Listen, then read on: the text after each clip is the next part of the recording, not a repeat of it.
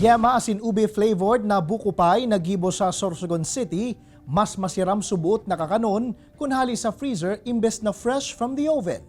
Namitan ta sa report ni Jessica Calino.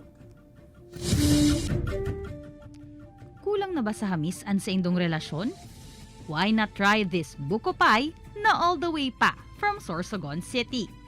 Baka digdi mo na mahanap ang sweetness na ma-spice up sa indong pag-ibanan. Apwera kaya sa double layer kan buko mixture.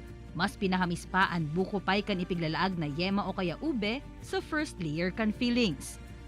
Overloaded man ininin 2 layers kan cheese, kaya party of flavor subuot, and every bite kan buko pie.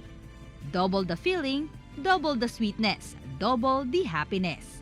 Ang kakaibang buko pie recipe na ini, labi sa rong bulan subuot antes na bilog kan taong 2015 ni Alexander Manda na tubong gubat Sorsogon.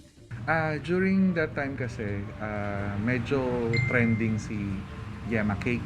I also tried na mag-offer ng Yema Cake, but then I just realized na why not create something that would also represent our beautiful province, Sorsogon, na someday, I was thinking na I could claim it my own. So, like my own pastry lines or dessert lines. Kaya naisipan niyang isalak ang yema sa enot niya ng pigkrear na plain buko pie. Asin sunod niyang pigpurbaran na laagan manin ube filling. Alagad kumparar sa ibang buko pie. Imbes na fresh from the oven asin mainit-init pa, mas masiram subuot an sa iyang yema asin ube buko pie kun fresh from the freezer kakakanon. Kada, tadihan ta. Sobrang creamy and cheesy.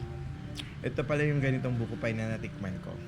Sobrang sarap sa ng laman, tsaka sarap balik-balikan. Basta try nila, napakasarap po nito. Walang masabi. Nangingibabaw po yung ube, tsaka buko po.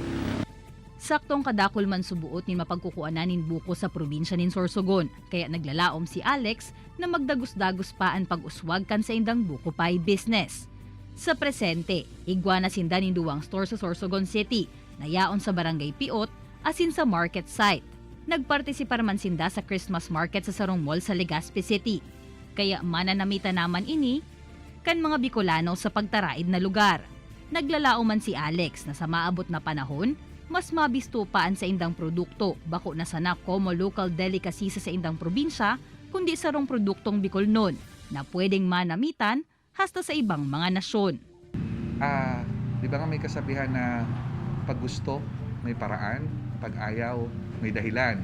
So I guess it pretty applies in real life, in business na kung gugustuhin mo and as long as you have this goal for the welfare of the majority, for the welfare of everybody, especially for the welfare of my employees, kailangan kong gawa ng paraan lahat.